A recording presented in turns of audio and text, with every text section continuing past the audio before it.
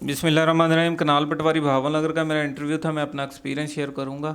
कमरे में दाखिल हुआ जी, तो चेयरमैन थे जो इमरान नासर ख़ान। इमरान नासर ख़ान चेयरमैन थे जी। तो मैं कमरे में दाखिल हुआ हूँ, तो उन्होंने कहा जी बेटा बैठें। तो इंट्रोड्यूस योर सेल्फ, मैंने इंट्रोडक्शन करवाया। उसके बाद उन्होंने कहा जी आप आजकल क्या कर रहे हैं, तो मैंने बताया। तो उन्होंने मुझे कंप्यूटर वाली मैम की तरफ रेफ़र कर दिया। कंप्यूटर वाली मैम ने जी एक्सेल का पहला सवाल, सम करने का फार्मूला, सम कितने तरीक़ों से होता है। उसके बाद जी एक्सेल में जो चार्ट्स होते हैं उनके एलिमेंट्स। उसके बाद जी पावर पॉइंट स्लाइड शो की, पेज ब्रेक की। तो इसके बाद एक और एक्सेल का सवाल मुझसे पूछा था जो मुझे समझ में नहीं आया, उस पर मैंने सॉरी कहा। कंप्यूटर वाली मैम ने को मैंने 2 सवालों पे सॉरी किया, बाकी सारे सवालों के जवाब दिए। तो उसके बाद जी आ गया डिपार्टमेंट वाला। डिपार्टमेंट वाले सर, काश्तकार हैं आप? मैंने कहा जी। तो कितनी ज़मीन है आपकी? 1 एकड़ में कितनी कनालें होती हैं? आधे एकड़ को क्या कहते हैं? तो उसके बाद आपकी नहर से आपकी ज़मीन को जो पानी देती है नहर, उसका नाम क्या है? वो कहाँ से गुज़र रही है? वो कहाँ से निकल रही है? तो वो जिस नहर से निकल रही है उसका नाम। वो पीछे वाली नहर कहाँ से निकल रही है, वो उसका नाम। अच्छा, तो वो मेन ब्रांच जो है वो कहाँ से निकल रही है? मैंने कहा जी वो उसका नाम क्या है? सालकिया केनाल। वो कहाँ से निकल रही है? मैंने हेड सलमान की से। हेड सलमान की कहाँ पे है? तो उसका बताया। तो हेड सलमान की से और कौन कौन सी नहरें निकल रही हैं? तो एक आम केनाल में और लिंक केनाल में क्या फ़र्क होता है? किसी एक लिंक केनाल का नाम बताएं।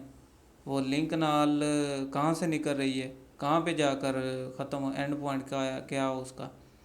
तो उसके बाद जी आबियाना क्या होता है, तावान क्या होता है, और तावान पे जो एक्ट लगता है, सेक्शन लगता है, वो कौन सा होता है?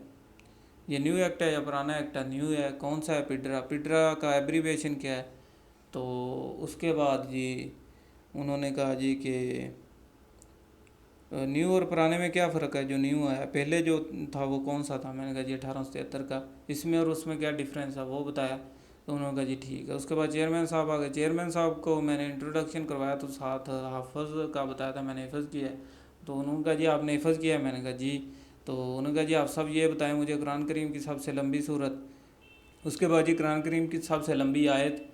तो उसके बाद जी सूरह रूम में किस चीज़ का ज़िक्र आया है? उसके बाद जी सूरह साफ़ात में किस चीज़ का ज़िक्र आया है?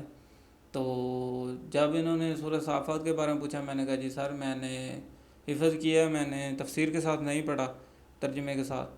तो उन्होंने कहा जी ठीक है। उसके बाद उन्होंने कहा जी बरे आज़मों के बारे में आपको पता है? मैंने कहा जी। तो बरे आज़मों का मैंने बताया। उन्होंने कहा जी ऑस्ट्रेलिया पे जब मैं पहुंचा तो ऑस्ट्रेलिया किस साइड पे है पाकिस्तान के नक्शे के हिसाब से? मैंने कहा जी साउथ वाली साइड पे। तो उन्होंने कहा जी जापान किस साइड पे है? मैंने कहा जी नॉर्थ वेस्ट की तरफ। उन्होंने कहा जी नॉर्थ वेस्ट? मैंने कहा जी नहीं जी नॉर्थ ईस्ट। उन्होंने कहा जी ठीक है। तो उसके बाद उन्होंने कहा जी जापान का दारुल हुकूमत। तो मैंने इस पर सॉरी कहा। उन्होंने कहा जी टोक्यो। तो उसके बाद उन्होंने कहा जी जापान के साथ कौन सा मुल्क है? मैंने कहा जी रशिया है। तो उन्होंने कहा जी ठीक है। तो उसके बाद जी उन्होंने कहा कि आपने डिप्लोमा किया हुआ है, इंटरमीडिएट के बाद आपने डिप्लोमा किया है 6 माह का, कहाँ से किया है? टेप्टा से जी। तो टेप्टा तो और भी बहुत से अच्छे कोर्सेज करवा रहा है, वो भी करने चाहिए थे आपको। मैंने कहा सर मैं कर रहा हूँ अभी। कौन सा कर रहे हैं? मैंने कहा जी शॉर्ट हैंड का कर रहा हूँ। उन्होंने कहा जी ठीक है। तो उसके बाद जी उन्होंने कहा जी आप सब मुझे ये बताएं तर्जमे में और तफसीर में क्या फ़र्क होता है? मैंने बताया जी। तो उन्होंने कहा जी आप सब आपके हिफ़्ज़ करने का फ़ायदा तो तब है जब आप हिफ़्ज़ करने के बाद इसका तर्जमा पढ़ेंगे, और तर्जमे के बाद आप तफसीर पढ़ेंगे, इस पर अमल करेंगे, तो हिफ़्ज़ करने का फ़ायदा तब होगा। मैंने कहा जी जी सर इंशाल्लाह मैं जाके कोशिश पढ़नी शुरू करूँगा। तो उन्होंने कहा जी ठीक है आप साहब आप जा सकते हैं। मुझसे तकरीबन 20 से 25 क्वेश्चन किए हैं, जिनमें से 2 जो है ना मैंने एक कंप्यूटर वाली मैम से सॉरी बोला है। डिपार्टमेंट वाले सर ने मुझसे 10 से 12 क्वेश्चन किए, सब के सब मैंने सही आंसर दिए हैं। उसके बाद जी चेयरमैन साहब को मैंने 2 सवालों पे, 2 या 3 सवालों पे मैंने सॉरी बोला है, बाकी सब के सब आंसर किए। तो ये जो इंटरव्यू देने का तरीक़ाकार है, मुझे तो पहले कोई चीज़ की समझ नहीं थी, किसी चीज़ का पता नहीं था, बस नॉलेज था थोड़ा बहुत। तो सर मुमताज़ हैदर साहब द कंप्यूटर सर्विसेज एकेडमी वाले, इन्हों की मैंने वीडियोस देखी थी, तो उस पर मैंने इनरोल किया।